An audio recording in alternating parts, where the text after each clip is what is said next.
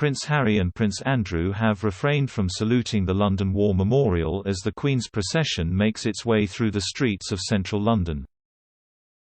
While royal family members raised their hands in salute as they made their way past the cenotaph, the Duke of Sussex opted instead to bow his head, while the Duke of York simply turned his eyes to look at the memorial.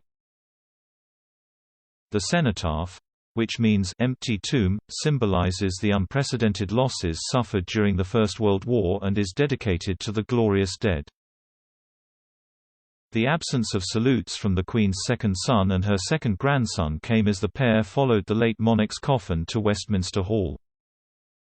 But social media user at RavePigeon noted, "They're not in uniform or wearing headdress. He bowed his head instead.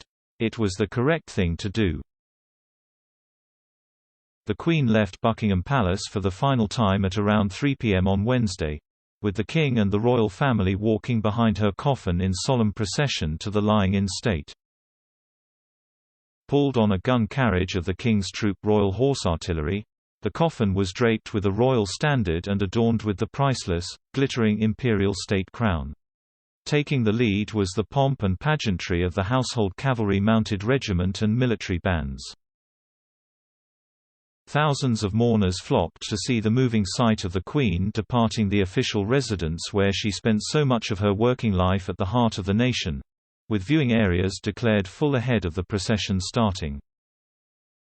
King Charles III walked in line with the Princess Royal, the Duke of York and the Earl of Wessex, leading the royal family behind the late Queen Elizabeth II.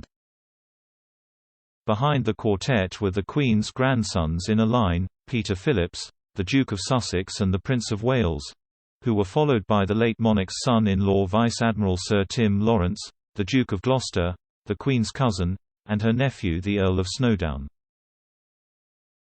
The Queen's coffin was transported on the George gun carriage, which carried King George VI's coffin from Sandringham Church to Wolferton Station in February 1952 and was used during the funeral of the Queen Mother in 2002.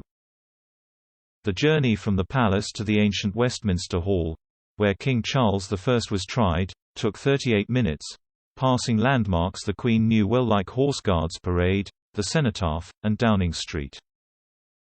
The Cenotaph, towards which Prince Andrew and then Prince Harry declined to salute during the procession, has become the central focus for national commemoration every year, most significantly during the National Service of Remembrance on Remembrance Sunday.